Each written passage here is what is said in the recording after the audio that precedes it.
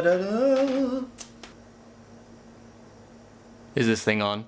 YouTube! Hello, it is I, Card Games, that is Raining, i.e. RainingCardGames, i.e. RCG. How y'all doing? Hopefully good. If not, I'm not much of a therapist, but there's the comment section, and yeah, I don't know really where I'm going with this, but anyway, welcome back to another episode of Atlantean Chronicles. This is episode number 20. We're at episode number 20. Holy moly. So for today's product, we are going back into a set that we've opened before. I'm hoping to flesh out a side of the deck that we have been experimenting with recently, and hopefully we can see that come to fruition, and hopefully we can actually win some duels today. Product. When a set really flops, you can get it for extremely cheap. And also on the plus side, gives me spending money where I can actually meet our $40, okay, it's like 43, but come at me, spending limit. Anyway, let's go ahead and open it.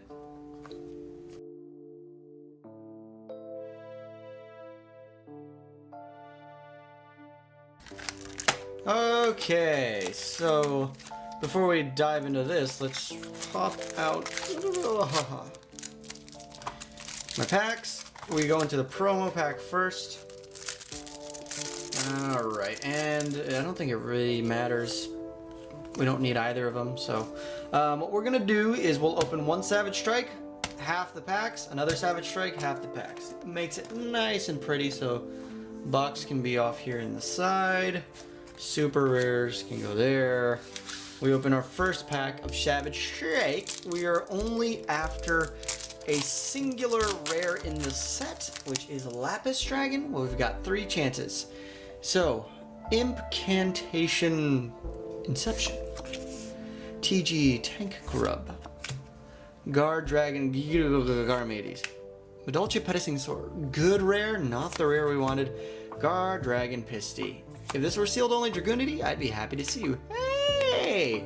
We are doing a callback to all of our sealed only series. Sealed only Dragoonity, sealed only Samurai, Squirt Squid, Sheer Nudie Swordsman, Guard Dragon Prometheus. Look at that. Anyway, onwards. Plastic.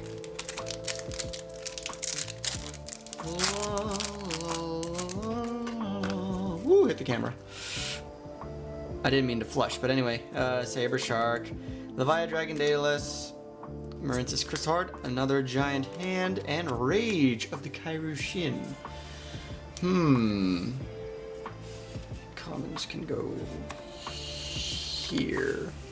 Rares. Anyway.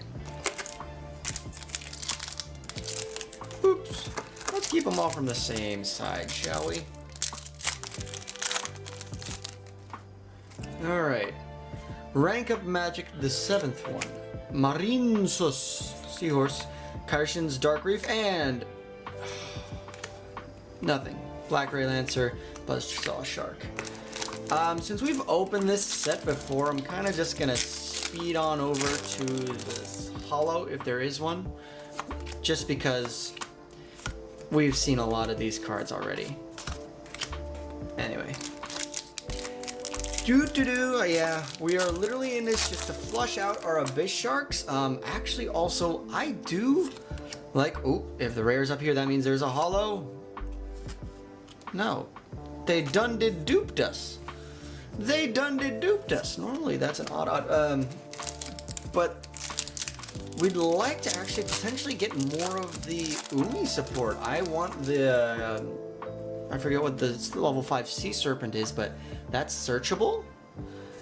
We might go on full in on the Umi idea with another Doom Kraken. I like it. I like it. Will I add a Legendary Ocean? Probably not, just because it does conflict with our making Abyss Gaios, Silent Angler. We have playset Bahamut Shark, Frostosaurus, yeah. So if we can ideally get that Sea Serpent, its name's escaping me, but I'm sure well, actually, we're not guaranteed to pull it, so I don't know. Double fin. Ooh, Marinsus Dive. I think this is actually a decent card. Maybe.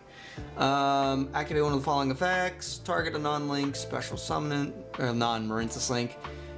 Battle Ocean on the field, just special Marinthus deck. That's a good card.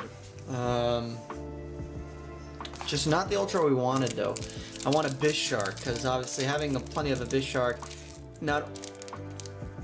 this pack does not want to open, does it? Abyss Shark will help us just consistently spam the board, gives us access to Xyz if we can pull it. That means I also have to still hunt for Kraken, or Kragen, Self Kragen. But you know, searching deep sea or silent angler, it gives us really good rank 4 access and just link material. And it can bait out Ash. But yeah, deep sea stuff. The deep sea support fascinates me.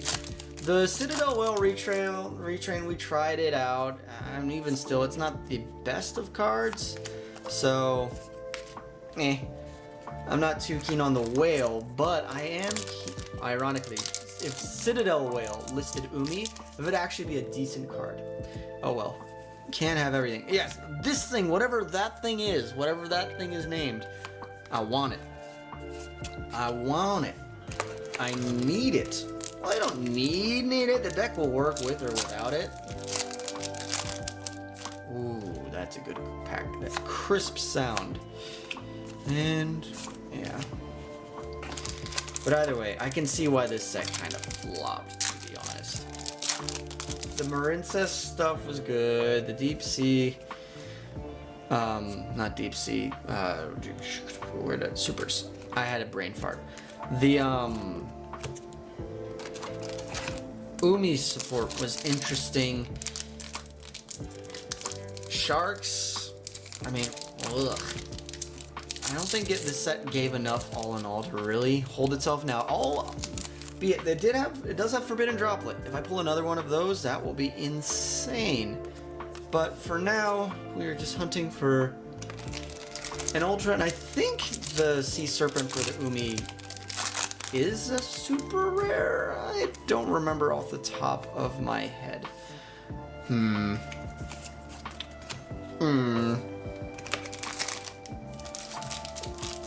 You know what? If Levea Dragon Daedalus, I know it already has a retrain, that being the that Neo Daedalus, but if that could actually get a retrain that would like modernize its effect, like maybe if Umi's on the field, quick effect, send it to the grave, and basically make Daedalus as a field a quick effect. That would actually be an interesting card. A very interesting concept. I mean, Goaty kind of does that in a sense, so. But you know, just for the nostalgia, to please the Yugi Boomer in me. Whoa! Oh! You are. Yes! So, Ocean Dragon Lord Kairyu-Shin. Why did I forget that it was called? I knew it was a Kairyu-Shin. But it's an Ultra. So, Sea Serpent, level 5, guess what? That's searchable with Atlanteans. When Umi is on the field, each player can only control one face-up non-water monster. Period. That's interesting.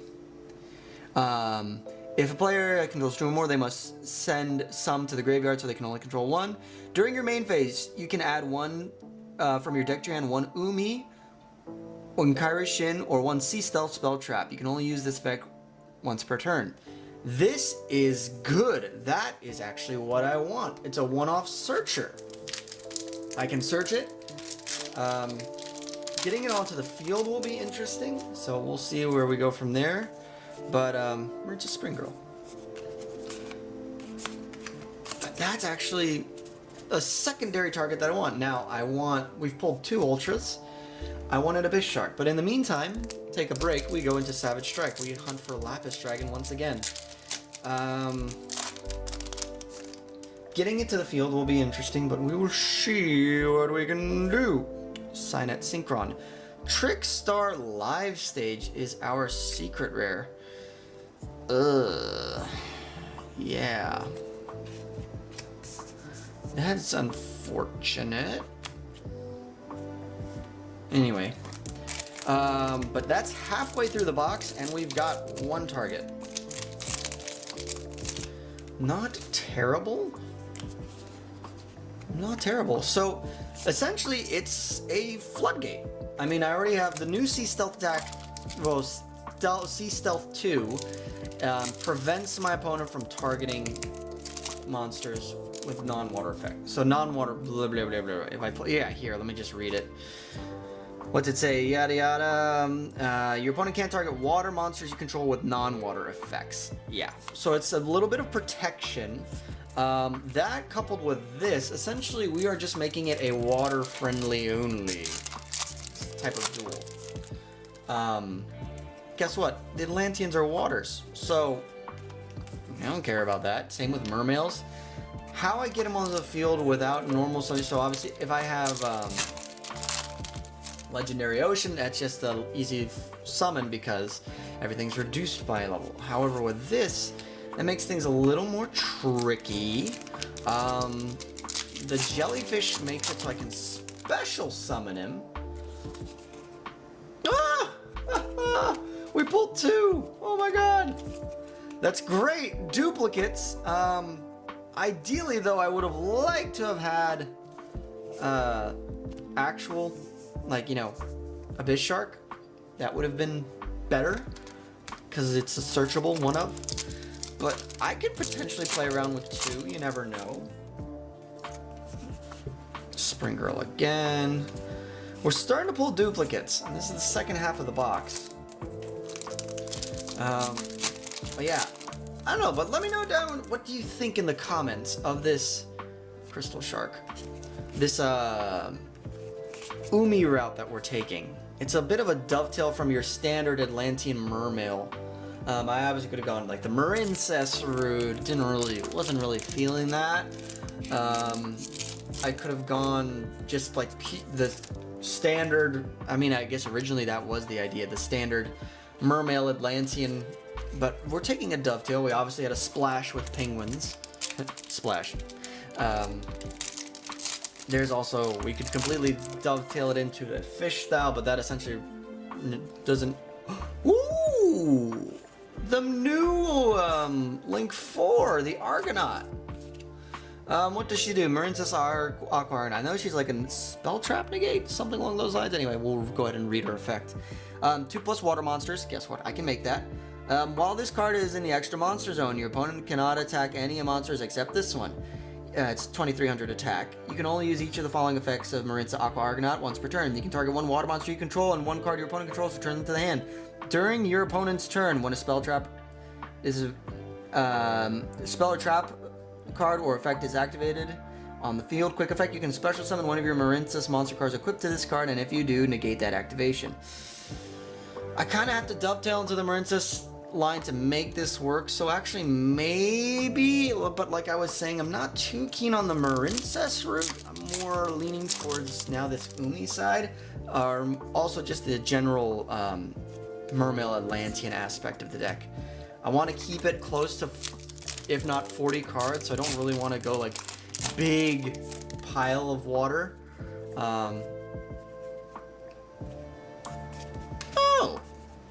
Oh, this is the 3, Marincess Coral Triangle. What do you do? Let's find out, shall we? 2 Marincess monsters. Doable, but interesting. You can send one water from your hand to the graveyard, add a Marincess trap from your deck to your hand. If your opponent controls a monster, you can banish this card from your graveyard, special summon water link monsters from your graveyard equal to the combined, or no, whose combined link ratings are exactly 3. You can only use this effect once per turn. You cannot special summon monsters during the activated card effect except waters. And like I said, it's really dovetailing into the Marincess side of things, or fishtailing, if you will. But I don't think we've pulled 4 ultras. I don't know if we're gonna get that Abyss Shark, which is unfortunate. Marincess Dive. This box really wants us to play Marincess. No, I don't want to. I want Abyss Shark. please give me the Abyss Shark. We actually haven't seen a super in a while. Yeah, that's interesting. Marinsos. We probably have enough cards now to build a decent Marinsas deck at this point. But, meh. Water Salamangreat. Yeah, I said it. Okay, come on. Say, there's a Crystal Shark. No, but we're not going the Shark route either. Alright. Last pack of Legendary Duelist. Duels from the Deep. This box has been... Well, this pack is interesting. But this box has been interesting to say the least. It's given us targets that we've kind of wanted, but not necessarily. The Kairyu Ocean Lords are really interesting toys to play with. Last pack, Abyss Shark. Oh my god. And here I thought, last pack magic. Not for the day, but at least for the box. Okay. I will take a second Abyss Shark. That's huge. That is huge. We're probably not going to be going back into this set. Also, now that we have the Kairyu, the Abyss Shark, let's just wrap it up with Savage Strike. Can we end on a Lapis? Camera just stopped on me there. I do not know why, but okay. Shiranori Swordmaster. Break it. I'm gonna put to the back our Valkyrie Viertes, our super. Orcish Nightmare, Salamander Wolvie, Squirt Squid, Red Rising Dragon. Incantation. Oh well. We've got the target we wanted, and we've got a couple of cards that we can actually tinker around with. So let's see what the deck will look like after a little bit of splashing of water and a touch-up.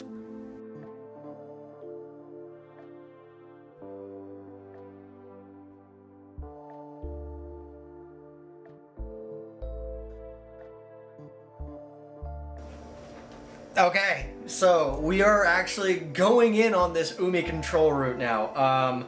We have Ocean Lord, we have the Kairyu. Teching in a couple of options.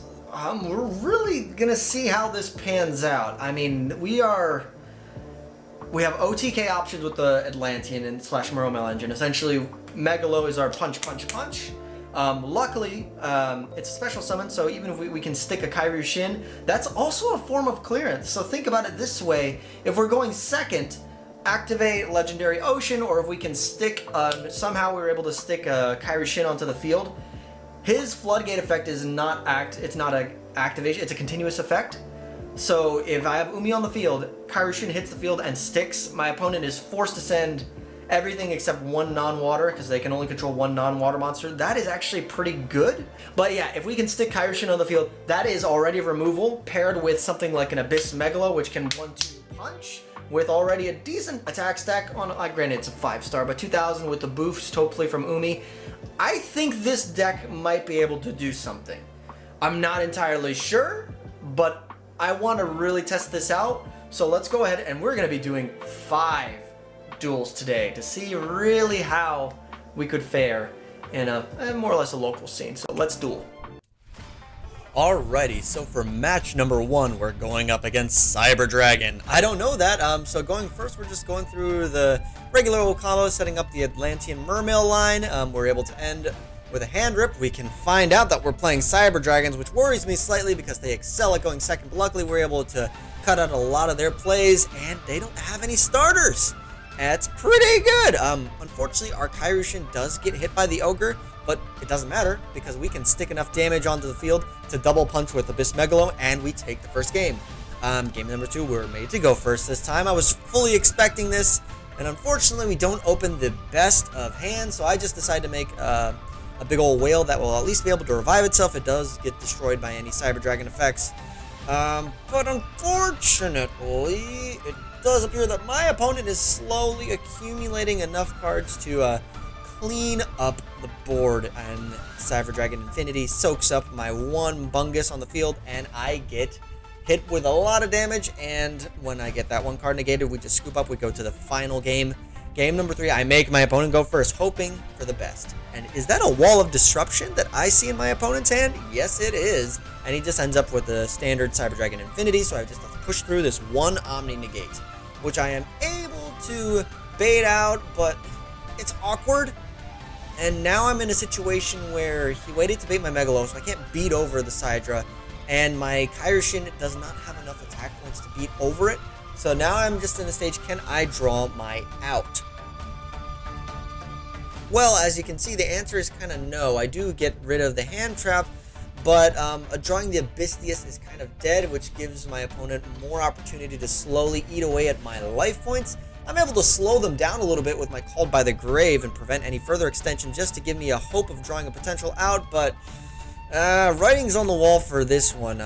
Cyber Dragon Infinity control, and that Ash Blossom will not do it. Unfortunately, my opponent gets all the cards they need to assemble lethal on field, and we get punched. We lose the first match.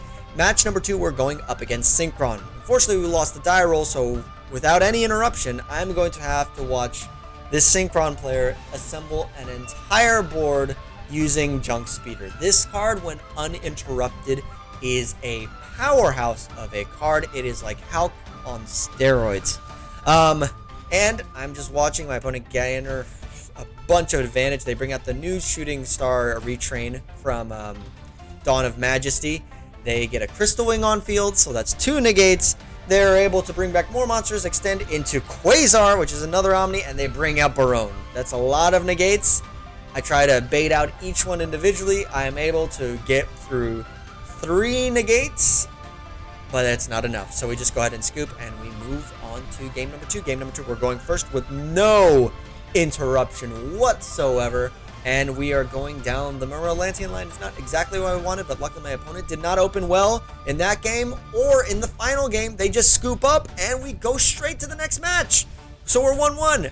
Now we're going up against Runic Goatee. A very interesting combination of archetypes. Unfortunately, I don't really get too much going on for me.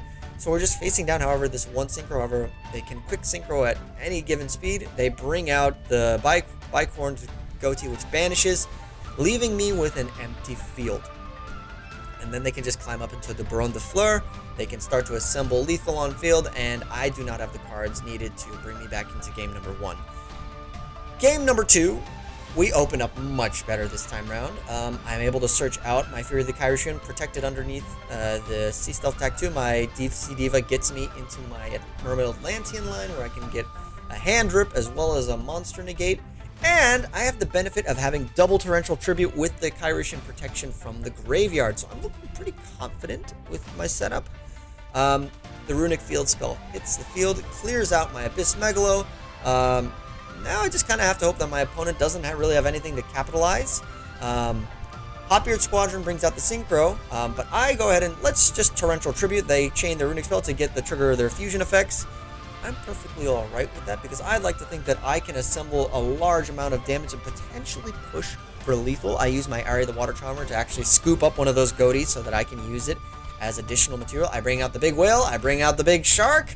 My opponent hits the wrong monster, even though he doesn't realize that my battlefields will be canceled next turn, not the current one, and we win that game. We go to the final game. My opponent's going first, starts to set up their plays. I have an interesting hand. Not the best, but not the worst. I do also have Aura the White Whale access with my Megalo and my Fishboard Launcher, so I'd like to think that I can actually make something happen here. So we go ahead and activate Sea Stealth Attack to prevent our monsters from targeting effect. However, Goatees can target and hit our monsters because they're waters, which is really unfortunate, which means my Megalo leaves and we scoop. So we lose that match. Next match, we're going up against Blackwing, and for the first game, we're actually going into the new engine. It's not the best setup, not ideal, but Kairishin with Sea Stealth Attack and an Umi on the field is actually pretty good in terms of Floodgate removal. However, I don't have the Sea Stealth Attack 2 on the field to protect my Kairishin, so his effects can be targeted and negated, which now means that my opponent can swarm the field with a bunch of non-waters in their Blackwing beasts. And yeah, it's just a matter of assembling lethal to go ahead and one punch me, and just to rub in the salt of the X-Wood to nullify the Sea Stealth Detect that I have in my back row. They go up into the big old Abyss Bungus. And yeah, we just go ahead and scoop. We go on to game number 2. We start off with our standard Deep Sea Atlantean combo line, getting us to Abyss Megalo, and we are able to move on up to Moon Glacia. We are able to check our opponent's hand, modify it so we can rip out the double Black Whirlwind. They scoop, and same with the terrible hand in game 3, they scoop. We win that match. We go up for the final match for today's episode. It's against Labyrinth Burn. They scoop up. We go on to the next game. So that was an easy win for the first one. This time around, they've set up some Bestial lines, which may potentially come back to bite us. They banish our entire extra deck, and then they hit us for 48. Tricky, but luckily I can at least stick negate with Electric Jellyfish. They set up a little bit more, but honestly, I don't feel completely threatened. Yes, I'm brought down to 100 life points, but that's all I need because I can still trigger off my Abyss Megalo, pop away their big old lady from the Labyrinth, set up some monster negation with the Abyss Scale, use Kairishin to clear the field, make sure I can double punch with Abyss Megalo, we clear the field, and we actually take that match. That leaves us on a 3-2 record. That also puts us on a 2-game winning streak. We actually accumulate a decent amount of wins for today's episode. All in all, I actually think with a little more tweaks to that Umi engine, we're cooking something here. 3-2. 3-2. That's actually a winning record. It's positive. It wouldn't top out of locals with that result, unless there was a really interesting free-for-all locals. But I'm actually somewhat satisfied with the deck's performance. Granted, some of my opponents were literally like the synchro player was just like, I'm gonna draw, nope, this hand doesn't work, I'm gonna scoop. But then again, I've had many of experiences like that in tournaments and in locals where the opponent just says, I can't win with this hand, and they just see one card and realize that I can combo off and they scoop. So I've had that experience before, so I'm definitely taking those wins. But all in all, there are obviously some things that I would like to improve still. We're still, in some cases, ending on Aria the Water Charmer. Hopefully we can maybe potentially change that up a little bit. There are some extra deck pieces that we were missing that hopefully we'll be able to get fleshed out. Moving forward, I don't know if we're really going to flesh out more of the Atlantean section or if we're going to lean more into the Umi. This is the interesting part of the sealed only experience. We've morphed. I remember at the beginning of the series, my mind was solely focused on building an Atlantean mermail, like classic build, not classic, but like a modern Atlantean mermail build. But with this Umi control route, things have changed a little bit. So we're still having all these different components revolving around the Atlanteans, but I am excited to see where this deck goes. Hopefully you all are too. But thank you so much for joining in for today's episode. I will catch you next time. I'm out of here.